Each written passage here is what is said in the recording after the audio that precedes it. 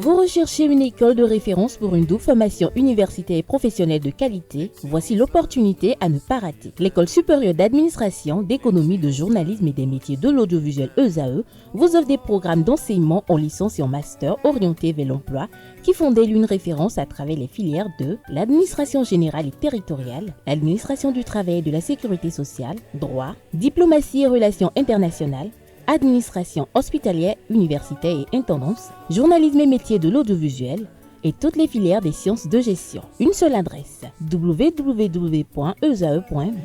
Rendez-vous dès maintenant sur nos campus ESAE Bedjromende au numéro 90 93 65 21 ou au numéro 98 98 14 00. Paracourt sur le numéro 52 46 12 12. Aboumé-Calavi au numéro 52 88 44 44. Akpaka au numéro 52 88 33 33. ESAE, l'excellence a un nom. La définition du jour avec vous, comme le Kanté Amoussou, bonjour. Bonjour Abdelkader. Merci d'être là ce matin. Bonjour à vous, Nasri Fatombi. Bonjour Abdelkader. Merci également d'être là pour les prévisions astrologiques. On démarre cette rubrique, notamment définition du jour, par cette présentation de l'expression faire main basse sur quelque chose. Effectivement, amis internautes, bonjour. Bienvenue dans la rubrique la définition du jour. Cette rubrique-là que vous suivez et vous repartez toujours moins bête. C'est encore une autre expression, mais ce matin, nous allons plutôt parler de l'expression qui est faire main basse sur quelque chose.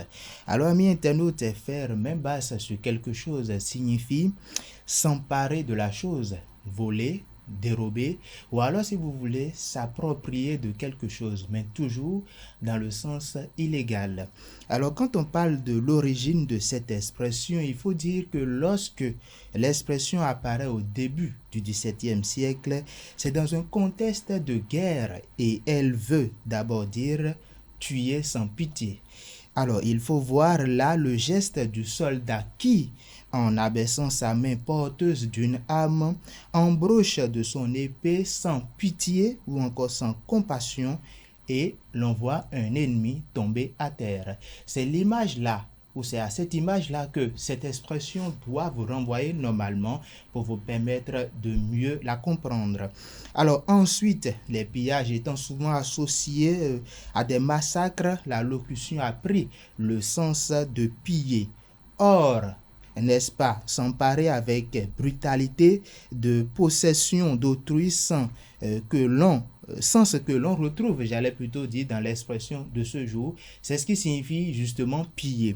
Alors, on associe cette expression rarement à des morts aujourd'hui, mais plutôt à des pillages de ressources, bien évidemment. Cette expression s'utilise généralement lorsque quelqu'un s'approprie ou encore s'approprie des choses convoitées, j'allais plutôt dire, de manière brutale ou peu élégante. Alors pour finir, je vais vous donner deux exemples. Premier exemple, on peut dire simplement que le M23, le mouvement du 23 mars, a fait main basse sur la ville de Kivu, qui est dans l'est de la RD Congo. Un autre exemple, on peut simplement dire également que le Rwanda a fait main basse sur les ressources minières de quelques villes dans l'est de la RD Congo. Et voilà, c'est tout pour la définition de ce matin. À la prochaine. Voilà qui est assez clair. Inutile de compléter encore, de faire des bavardages puérils et stériles.